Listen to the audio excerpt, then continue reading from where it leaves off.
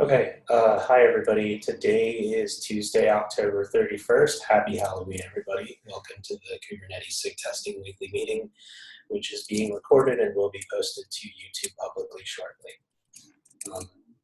A relatively light agenda today. I wanted to start off by talking a little bit about release 1.9 related stuff, just to let you all know what's going on there. I will go ahead and share my screen.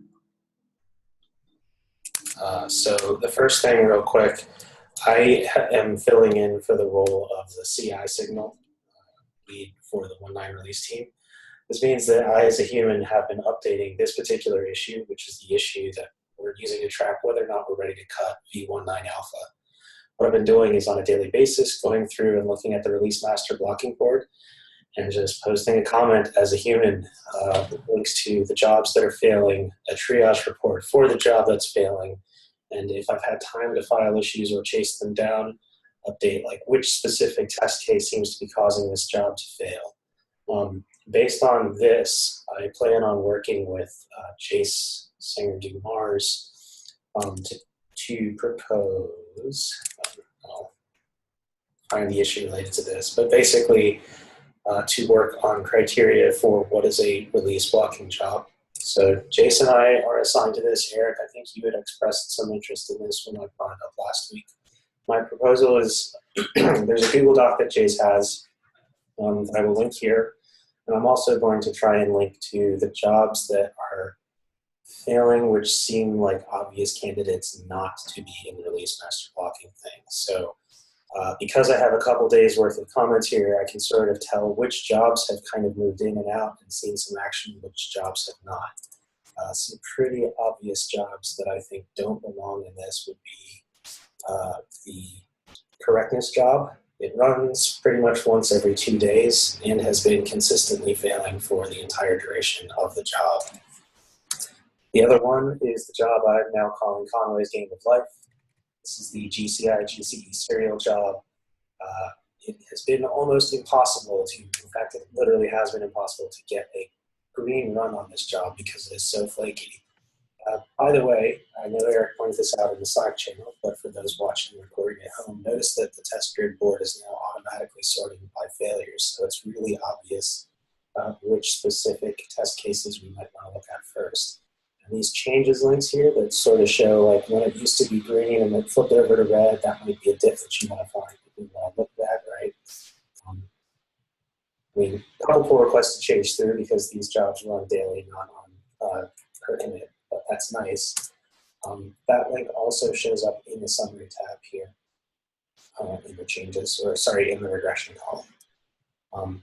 But so I plan on putting together a list of like, we'll probably end up cutting the alpha anyway, despite some of these jobs repeatedly failing. But we're going to put these jobs first on the chopping block to say they really don't make sense to belong in release master blocking. And if we want them to come back in, here are the criteria we want them to meet. At a minimum, that criteria is going to look something like it has to have a SIG owner. So there are a couple jobs in here right now that don't have SIG owners. Verify, I know, is one of them. I'm going to file an issue to figure out which jobs we're missing SIG owners for and see if we can at least assign that. And then other loosey-goosey stuff is the job ought to be capable of running 3 times in a row and passing within some interval, because historically that's what the release team has used to decide if a commit is finally ready to go out the door. And at any time we accept a new commit, if the clock sort of resets on that, right? If the job takes like 8 hours to run, it's probably not realistic to expect us to wait a full 24 hours to see 3 of those 8 hours runs. And we were bouncing around the idea of making sure that each SIG has some sort of on-call rotation or some level of responsiveness or SLA in response to jobs failing.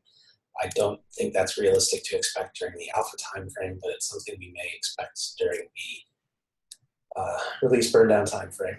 And then something else I've been doing organically as a human being is for these issues, for the test cases that are really obviously failing, I'm creating an issue, prefixing it with E2E failure, using the exact text of the test case that is failing, and then linking to the triage report for that particular test case.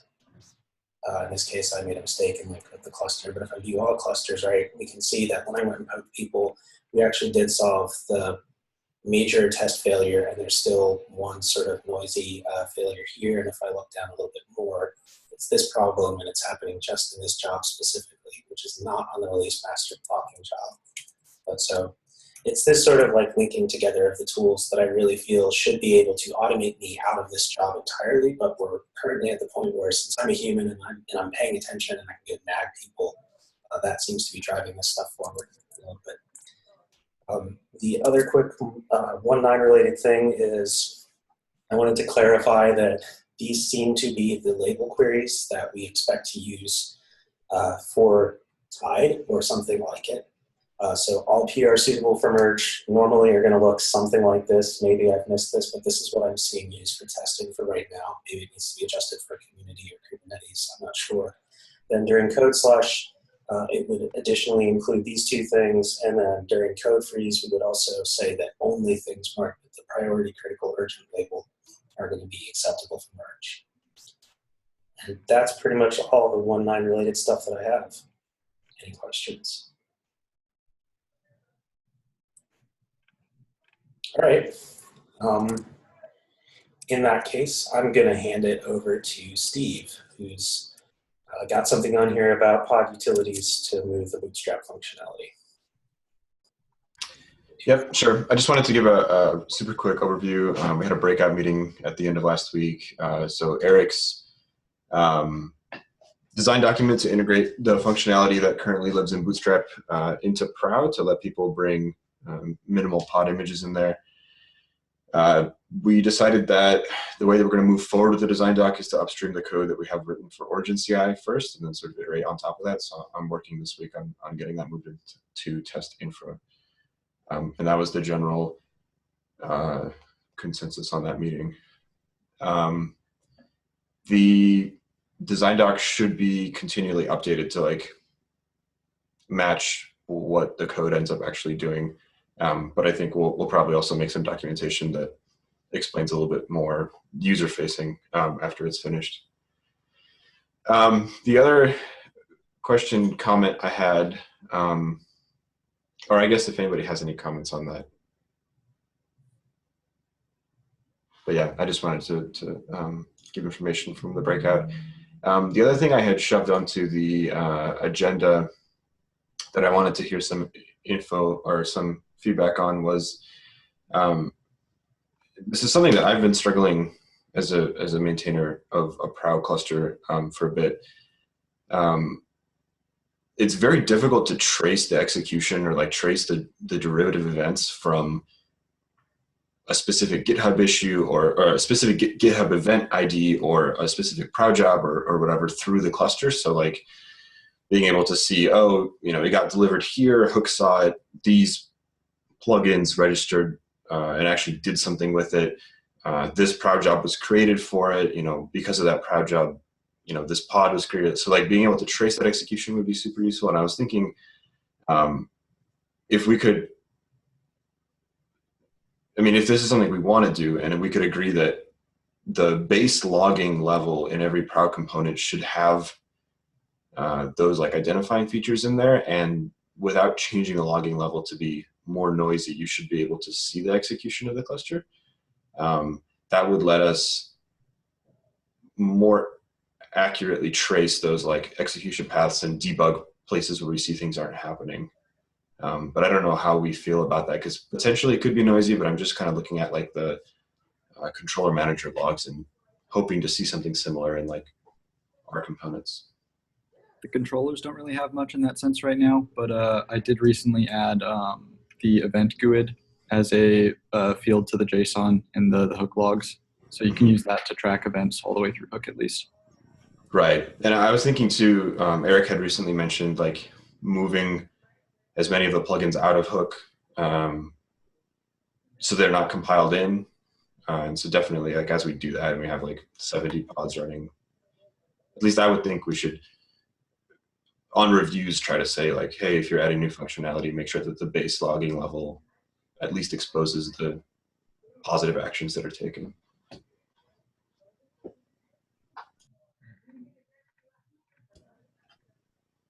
I think that makes a lot of sense to me. Yeah, it definitely is noisy, but I feel like it's, less good if you can't figure out why something happened or why something didn't happen. I think that's important. Okay, cool. I know we had a conversation a little bit earlier about like just logging in general, thinking on an issue. And so I don't think necessarily, I think I had made a comment about ELK or something, but if this seems like a good idea, I'll try to like run through and add the logs and hopefully build some tool that could synthesize it without having to buy into log driver or something more complicated. Sounds good. Would this be worth, writing up a proposal and, commenting on in there, or are you thinking of just, sending a PR? I was hoping it wouldn't be too complicated, but I mean, the proposals that you guys created this week are actually pretty straightforward, so I'll do that. Yeah, I don't know I feel like there might be some value in terms of, having us talk about things, but before actually doing them a little bit, and not that it has to be some, gigantic novel. But I feel like that's sort of a valuable way to exchange what we're thinking about and sort of align our ideas. So if something similar, you would be willing to write that up, I think that would be useful for the rest of the community. And then there's more examples for other people to follow when we have newcomers coming in. Like, yeah, that's sort of, if you have some interesting idea you want to do, write up something similar. Okay, yeah, we'll do.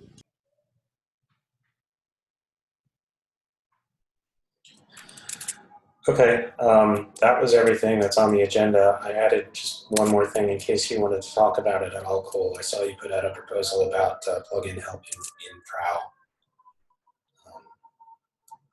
Yeah, I don't really have a whole lot to say about that. And I mean, I guess just take a look if you're interested.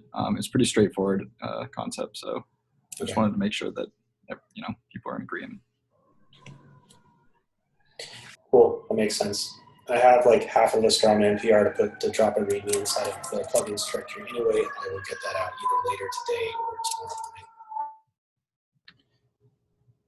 tomorrow morning. So one other thing is, maybe we could say hi. I see Kenichi is here, who we were chatting over the next couple of days. So hi, by the way. And then, he has a pretty interesting PR out that I think what it does is you run the EDE tests, and then it looks at the API server logs to like check and see which APIs, if any, were covered during tests. And that's, I definitely think that, over the coming releases, it'd be great if we started getting better coverage metrics. Not that we necessarily need to drive coverage to 100%, but at least we should know what is and is not covered in testing. I think that'd be very valuable information to have. Yeah, I agree. My impression is that this aligns closely with the conformance testing effort that's being driven through the CNCF, Kubernetes Conformance Working Group, and SIG Architecture, who are now the arbiters of what is and is not a conformance test.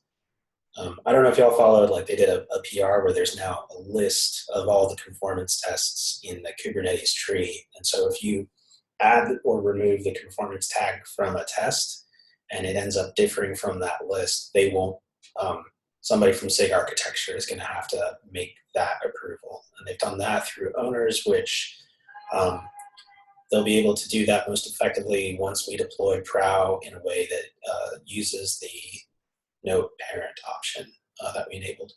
But basically the idea is, since we're using end-to-end tests as the way of certifying whether or not a cluster is conformant, but we have no idea how much API coverage those conformance tests give, let's start there and see like how much of a Kubernetes cluster are we exercising to say that it's conformant. And the number was somewhere it was under 30%, I think, in terms of API coverage. So I would say I would probably look to SIG Architecture to drive that percentage number first and foremost. And if we decide that turns out to be an effective and useful metric, then we can drive that more broadly through the rest of the tests. But that's where it seems to matter most at the moment. And my only comment on that is I want to make sure that we're on the same page, that we don't actually want whole lot more end-to-end testing. We want a lot more coverage at the end-to-end level. And the differentiator for me is a lot of the API testing can be performed by integration tests that we can run in an E2E environment. It'll be cheaper to run most of the time, but still fulfill the requirement of testing and deployed cluster. I just don't want to go down the road of like, that's just more E2Es. And that's, I don't know, it's a road to ruin as far as I'm concerned. Do anybody does anybody have strong recommendations or about unit testing coverage for Go? Like, what are good tools for that? Isn't there built-in support for coverage? Steve, you probably know more than anybody. There is, and I remember we stopped running it because it took It's expensive.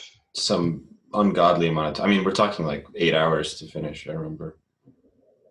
For just our unit tests, or Yeah, that was Wow. that was running the built-in Golang coverage stuff for Kubernetes and Origin unit tests. So I think we have maybe another 40% more testing, but That's impressive. that being said, I do know with unit tests, there's a lot of finicky ways to reuse artifacts and build first. And in the past, we haven't always done that correctly. Like I know we had some changes that made it a lot faster just by changing some directory structures.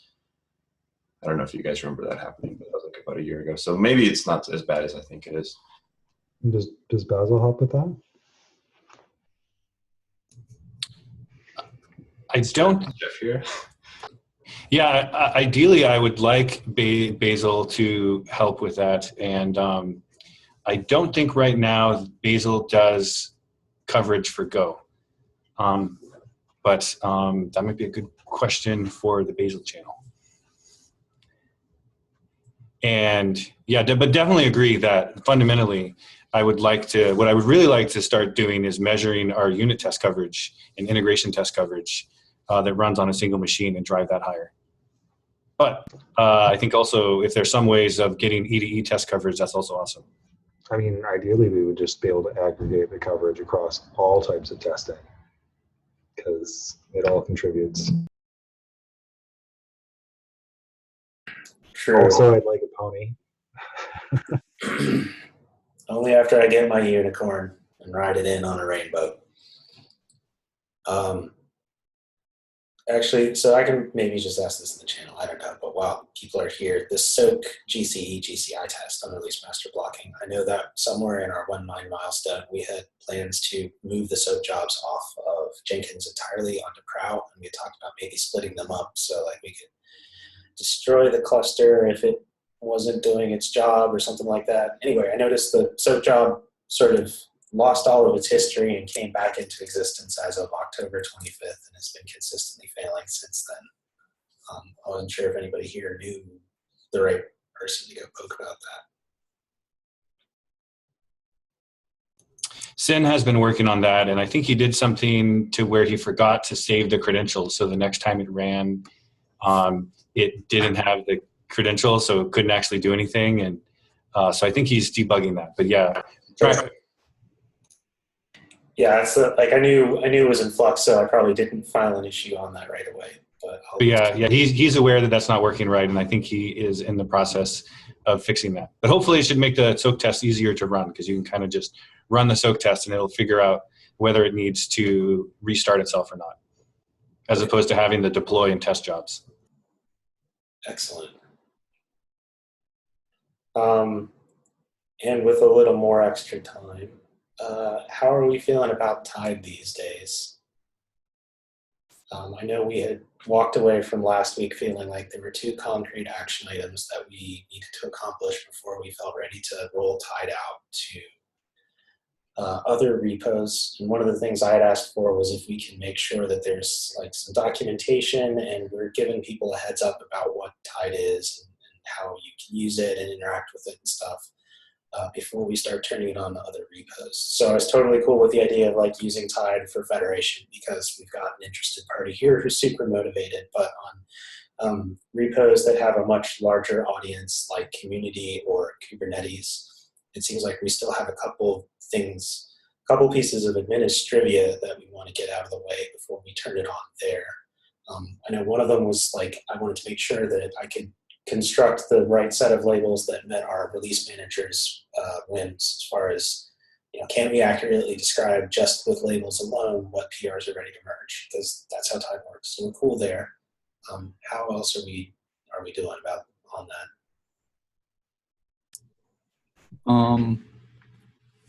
I think our current plan, as far as the required jobs problem, with specifically that being that Tide wants to look at the overall status for a PR and see that it's green. So if we have non-required jobs in the PR,